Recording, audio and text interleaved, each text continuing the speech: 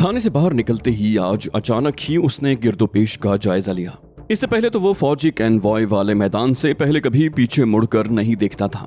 शायद उसे कोई बात याद आ गई या अपने किसी लाशऊरी फेल का मोहताज होकर उसने ये अमल दोहराया तो फौजी कैनवॉय के खैमों के अकब से सिपाही मनोहर लाल के चेहरे की एक झलक दिखाई दी, जो उसे देखते ही दोबारा गायब हो गया था। सजावल ठिठक कर रह गया। उसके लाशऊर में दबे खदशात अंगड़ाइयां ले लेकर बेदार होने लगे। वो चौंक पड़ा।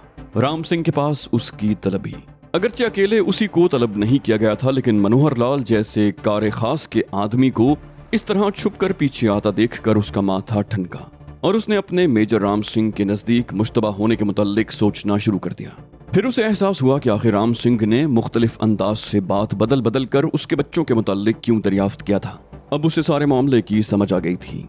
इस बात का तो उसे पहले ही रोज से अंदाजा था कि राम सिंह का जहन कभी न कभी इस तरफ जरूर जाएगा कि कोई न कोई जरूर इस थाने में मुजाहिदीन का खास आदमी मौजूद है, और इसी वजह से जोहरा और शेरू उसके हाथ से निकल गए। लेकिन इस सिलसिले में वो भी मुश्तबा ठहरेगा, ये तो उसने कभी सोचा भी नहीं था। वो दिल ही दिल में मुस्कुराया और चुपचाप नॉर्मल रफ्तार से चलता रहा। इस दौरान शहर में मुख्तलिफ गलियों के मोड़ मुड़ते हुए उसने 2-3 मरतबा कनखियों से मनोहर लाल को अपना ताकुब करते देख लिया था। गो के मनोहर लाल ने खुद को छुपाने की बहुत कोशिश की थी, पर वो सजावल की उकाबी नजरों से महफूज न रह सका। सजावल हस्बे साबिक रास्ते में मुख्तलिफ मिलने जुलने वालों से गपशप लगाता अपने घर पहुंच गया। घर का दरवाजा खोलकर वो अंदर दाखिल हुआ और दरवाजे की कुंडी लगाकर कोठे पर चला गया। अपने मकान की छत से उसने छुपकर मनोहर लाल को गली के नुक्कड़ पर बने वसंत राव के मकान में दाखिल होते देखा। वसंत राव के मुतालिक वो कभी किसी खुशफहमी का शिकार नहीं रहा था। लाला महावीर का तो वो हम प्याला हमने वाला था, और ऐसे शख्स के मुतालिक वो सिवाय इसके और क्या राय कायम कर सकता था कि लाला महावीर के मरने के बाद वही उसका जानशीन हो सकता था। उसने थाने में रवानगी के वक्त यही इरादा किया था कि वो घर से निकलकर सीधा अपने मेहमानों के पास जाएगा, लेकिन ताज़ा सूरत हाल में उसने अपना मंसूबा तब्दील कर दिया। उसका जहन अब किसी और ही लाइन पर काम करने लगा था। कहवे का एक कप पीकर उसने बीड़ी सुलगाई। वो तंबाकू नोशी नहीं करता था, लेकिन कभी कभी खुसूसन ऐसे लम्हात में जिनसे वो 2-4 हो गया था, बीड़ी या सिगरेट का सहारा लिया करता था। सजावल ने एक कागज पर कुछ लिखा और उसे बीड़ी के खाली बंडल में तोड़ मरोड़ कर इस तरह जेब में डाल लिया कि दूर से देखने पर वो बीड़ी का खाली बंडल ही नजर आता। जैसे ही शाम के डूबते उजालों पर रात की स्याहियों ने गलबा पाना शुरू किया, वो दोबारा कोठे पर चला गया। इस मर्तबा उसने वसंत राव के मकान की तरफ देखने की जहमत भी नहीं की थी। उसने अपने मकान के पिछवाड़े वाली गली में झांकने पर इक्तिफा किया और मुतमईन होकर नीचे उतर आया। अपने कमरे में जलती लालटेन की लौ उसने अंदाजे से बढ़ा दी थी और खुद वो उस दीवार तक पहुंच गया था जिसे फलांग कर उसने पिछवाड़े वाली गली में उतरना था। गली अंधेरे में डूबी हुई थी। दूर दूर तक कोई लैंप भी रोशन नजर नहीं आ रहा था। एक पुरस्कार सा सन्नाटा था जिसमें खौफ का तासुर गालिब था, जो सारे पूंछ को अपने हिसार में जकड़े हुए था। कश्मीर की सरबुलंद पहाड़ियां घोर अंधेरों में सीना ताने अपने जाले सपूतों की अजमत और सरबुलंदी पर साद कर रही थीं। 84,000 मुरब्बा मील में फैली वादी जन्नत नजीर ने बड़ी देर बाद ये मनाजिर देखे थे। जाने कब से उसकी लहलहाती हरियालियां उस निजात दहिंदा की राह देख रही थीं, जो आए और चंद इंसान नुमा दरिंदों की गुलामी में जकड़े लाखों इंसानों को इस बेरहमाना गुलामी से निजात दिलाते। सजावल ने अंधेरे में आंखें फाड़ फाड़ कर 2-3 मरतबा गहरी नजरों से माहौल का जायजा लिया, फिर मुतमईन होकर एक तरफ चल दिया। उसने रास्ता तो खासा लंबा और पेचीदा इख्तियार किया था, लेकिन महफूज। सारे रास्ते उसकी मुठभेड़ किसी भी गश्ती पार्टी से नहीं हुई थी। शहर के बाहर एक मखसूस जगह पहुंचकर उसने एक दरख्त के साथ रखे 2 भारी पत्थरों में से एक को खासा जोर लगाकर अपनी जगह से हटाया और अपनी जेब से बीड़ी का वो खाली बंडल निकालकर दोबारा उस पत्थर के नीचे दबा दिया। इस अमल में उसका खासा जोर सर्फ हो गया था। कश्मीर की ठंडी और यखबस्ता रात में भी उसके पसीने छूट रहे थे। अपना काम मुकम्मल करके उसने नाकिदाना नजरों से माहौल को टटोला और मुतमईन होकर वापस पलटा। वापसी का सफर उसने किसी और रास्ते से तय किया था। करीबन 2 घंटे घर से गायब रहने के बाद वो दोबारा पिछवाड़े वाली दीवार फांद कर अंदर आ गया और घर में दाखिल होने के बाद उसने इंतहाई बारीक बीन नजरों से ये जांचने की कोशिश की कि उसकी गैर मौजूदगी में तो कोई अंदर नहीं आया। बज़ाहिर तो ऐसा नजर नहीं आता था। वो मुतमईन होकर अपनी चारपाई पर लेट गया। लालटेन की रोशनी उसने गुल कर दी। सुबह तक सजावल बेफिक्री की नींद सोता रहा और सुबह तुलू होने पर वो एक मर्तबा फिर अपनी ड्यूटी पर मौजूद था। मनोहर लाल की रिपोर्ट ने मेजर राम सिंह को सटपटा कर रख दिया। उसने फिर से सजावल के गैर मुश्तबा होने की तस्दीक कर दी थी, लेकिन न जाने राम सिंह क्यों उसकी बात पर एतमाद करने को तैयार नहीं था। اس نے بجائے منوہر لال کی بات سے مطمئن ہونے کے خود سجاول کو چیک کرنے کا فیصلہ کر لیا۔ 27 اکتوبر 1947 بر صغیر پاک و ہند کی تاریخ میں ایک تاریخ ساز دن کی حیثیت سے یاد رکھا جائے گا۔ اس روز 2-3 ایسے اچانک اور بھرپور فیصلے اور اقدامات ہوئے جو بر صغیر خصوصاً پاکستان کی عوام کے لیے کسی دھماکے سے کم ہرگز نہ تھے۔ مہاراجہ کشمیر، جس نے خود کو کشمیری عوام کی قسمت کا مختار کل جاننا شروع کر دیا تھا اور جس نے کاغذ کے ایک ٹکڑے پر بھارت سے الحاق کی تحریر لکھ کر اپنی دانست میں اپنے لرزہ برندام سنگھاسن کو منہدم ہونے سے محفوظ کر لیا تھا، لیکن اس کے فیصلے کو کشمیر کے لاکھوں شہریوں نے ماننے سے انکار کر دیا۔ انہوں نے قیام پاکستان کا اعلان ہوتے ہی مہاراجہ کے خلاف ہتھیار اٹھا کر اپنی نفرت کا کھلم کھلا اظہار تو کبھی کا کر دیا تھا، لیکن وہ خوش فہمی یا غلط فہمی جس کا شکار مہاراجہ ہری سنگھ ڈوگرا ہو چکا تھا، اب تک جوں کی توں قائم تھی۔ جب ریاست میں اس کے اس فیصلے سے نفرت کا اظہار کرنے کے لیے عوام نے آواز اٹھائی تو ڈوگرا محل کی بنیادیں لرزنے لگیں۔ مہاراجہ ہری سنگھ کو شدت سے اس بات کا احساس ہو چکا تھا کہ راج گرو کی مدد سے کی جانے والی سازش اپنے انجام کو پہنچ چکی ہے۔ وہ پچھتایا ضرور تھا، لیکن اب وہ پچھتاوا بے معنی تھا، کیونکہ 27 اکتوبر کی صبح اپنے جلوں میں 330 فوجیوں کا ایک لشکر بھی لے کر آ رہی تھی، جو فوج بردار طیاروں کے ذریعے سری نگر کے ہوائی اڈے پر اتر کر مورچے سنبھال چکا تھا۔ اس کے ساتھ ہی بھارتی فضائیہ بھی حرکت میں آ گئی۔ اس روز سردار ابراہیم خان کی زیر قیادت کشمیر کے آزاد کرائے گئے علاقوں میں نئی حکومت کا قیام عمل میں آ گیا، جس کے ساتھ ہی ہندوستان کی طرح کشمیر بھی 2 حصوں میں بٹ کر رہ گیا۔ اسی روز پاکستان کے پہلے وزیر اعظم لیاقت علی خان نے لاہور میں اکابرین ملت کا ایک نہایت اہم اجلاس اس ضمن میں طلب کیا کہ اب اس نئی اور سنگین پیدا شدہ صورتحال سے کیسے نمٹا جائے۔ دیگر بہت سے سرکاری اور غیر سرکاری نمائندوں کے علاوہ اس اجلاس میں جنرل طارق نے خصوصی شرکت کی۔ کشمیری مسلمانوں کو جبر و استبداد کے نوکیلے پنجوں سے رہائی دلانے والے سرفروشوں کے کماندار نے حکومت کو واضح لفظوں میں بتا دیا تھا کہ اب عزت سے زندہ رہنے اور کشمیر کو بھارتی مسلح افواج کی دست برد سے محفوظ رکھنے کا صرف ایک ہی راستہ رہ گیا ہے، اور وہ ہے جموں پر قبضہ۔ جموں پر قبضہ کرنے کا مطلب یہ تھا کہ ہم ایک انتہائی خطرناک اور زہریلے سانپ کا سر اٹھانے سے پہلے کچل کر رکھ دیں۔ کشمیر میں پنجاب سے داخلے کی اس واحد گزرگاہ پر بھارتی فوج کا اجتماع ہونا تھا، اور یہاں سے اس نے شمال کی طرف بڑھنا اور جنگ کو طول دینے کے بعد مغرب کی سمت اختیار کرنی تھی۔ اس مقصد کے لیے نوشہرہ والی سڑک کو استعمال کرنا تھا اور اس سے آگے نکل کر اس لشکر کو راجوڑی اور پونچھ پر قابض ہونا تھا۔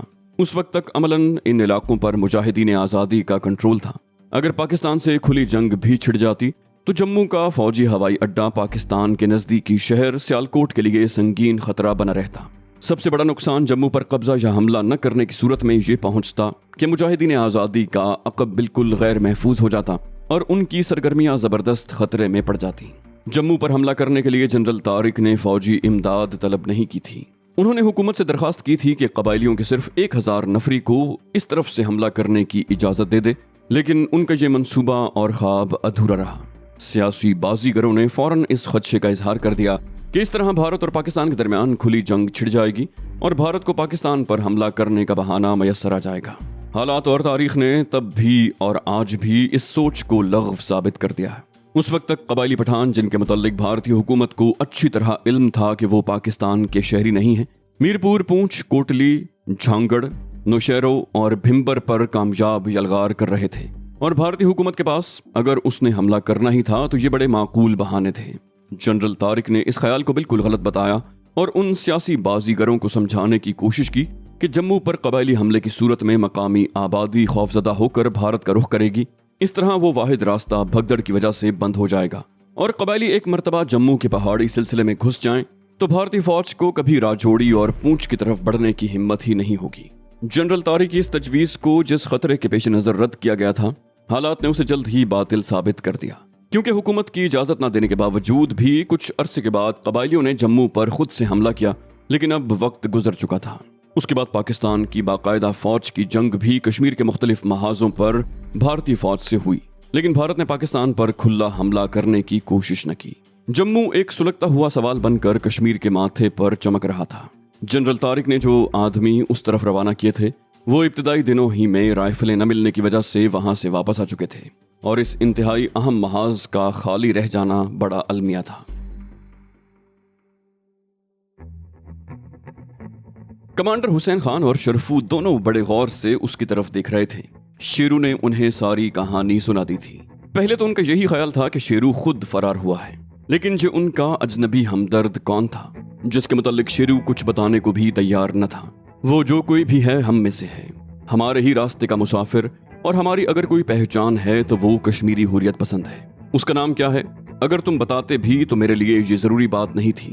شیرو اگر ایسی کسی طاقتور اور منظم تنظیم کا قیام عمل میں آ چکا ہے جس نے کشمیر کو آزاد کرانے کے لیے اندر ہی اندر اور نہایت خفیہ طریقے سے تیاری مکمل کر لی ہے، تو یہ میری، تمہاری اور ہم سب کی خوش بختی کی علامت ہے۔ آج ہم سب بکھرے ہوئے ہیں، ٹکڑیوں میں بٹ کر لڑ رہے ہیں۔ ایک وقت آئے گا جب ہم سب متحد ہو کر استعماریت سے ٹکر لیں گے اور اپنی دھرتی کو غاصبوں کے شکنجے سے نکال لیں گے۔ کمانڈر حسین خان نے طویل سانس لے کر اپنی بات مکمل کی۔ شرفو نے البتہ اسے کچھ نہ کہا۔ ابھی تک اس کی سمجھ میں نہیں آیا تھا کہ اپنے دوست پر اس خوشی کی کیفیت کا اظہار کیسے کرے جو اسے اچانک شیرو کے مل جانے پر نصیب ہوئی تھی۔ وہ رات کمانڈر حسین خان اور اس کے ساتھیوں کے لیے خصوصی اہمیت کی حامل تھی۔ انہوں نے نور ولی کو 3-4 روز پہلے جموں کی طرف روانہ کیا تھا تاکہ وہاں کے حالات سے انہیں باخبر کر سکے۔ چند روز پہلے ہی جموں کی طرف سے تشویشناک خبریں آ رہی تھیں۔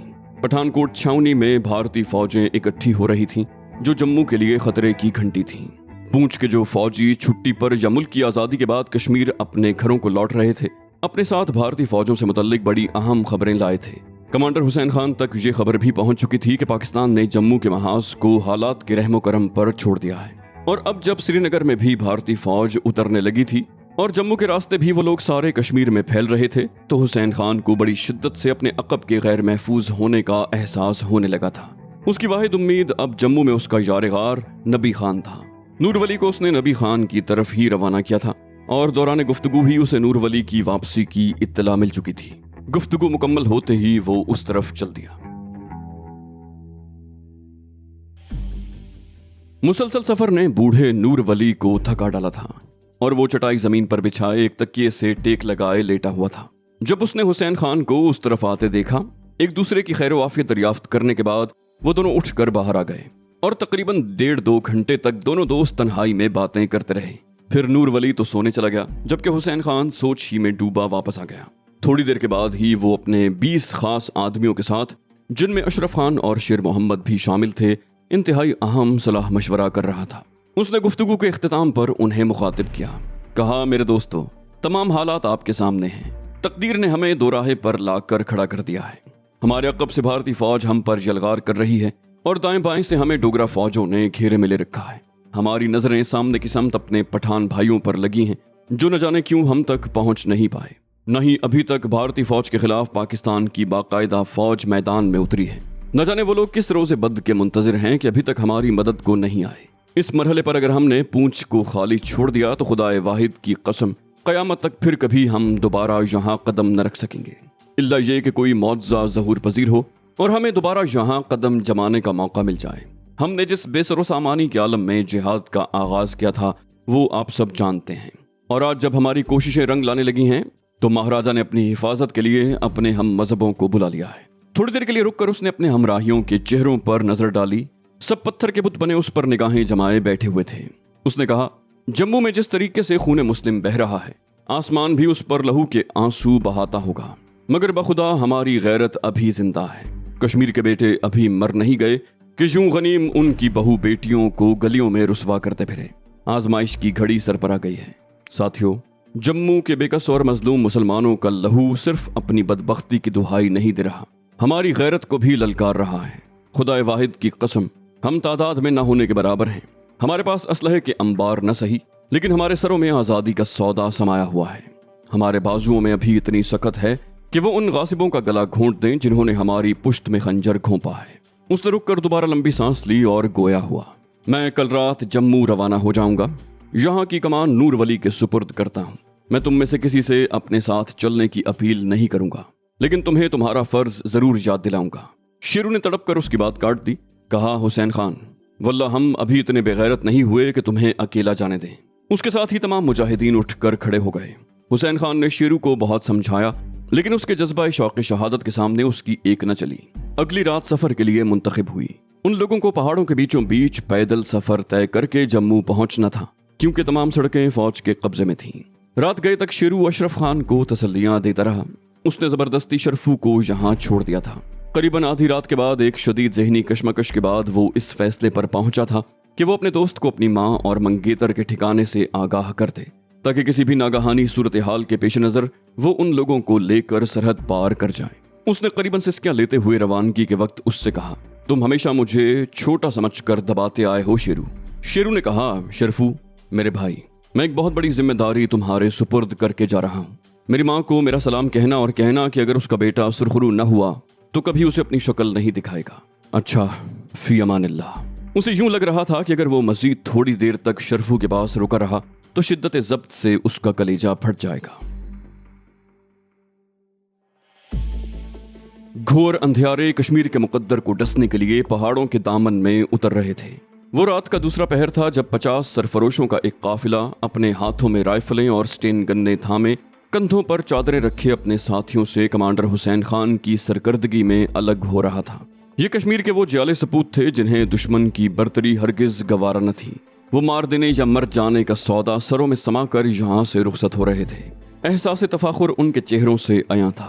बाखुदा वो सरबुलंदों में सरबुलंद थे कि मादर वतन की आज़ादी और इस्मत की पासदारी के लिए उन्होंने मौत की शहरा पर आगे ही आगे बढ़ जाने का फैसला किया था। वो दुश्मन की ललकार पर लब्बैक कहकर उससे टकराने निकले थे। ये पहाड़ और चींटी का मुकाबला था। नूर वली की कमान में 100 मुजाहिदीन का एक दस्ता उन्हें रुखसत करने के लिए पहाड़ी सिलसिले की आखिरी हद तक आया था। उन सब की आंखों में आंसू थे, लेकिन उन सब के होंठों पर दुआएं लरज रही थीं। पहाड़ी सिलसिले की आखिरी हद पर पहुंचकर नूर वली की कमान में आने वाले मुजाहिदीन 2 रोया कतार बांध कर खड़े हो गए। उनमें से अक्सर ने अपने हाथों में पकड़े कुरान पाक बुलंद कर लिए। वो कुरान के मुकद्दस और मुतबर्रक साए में अपने प्यारे को रुखसत कर रहे थे।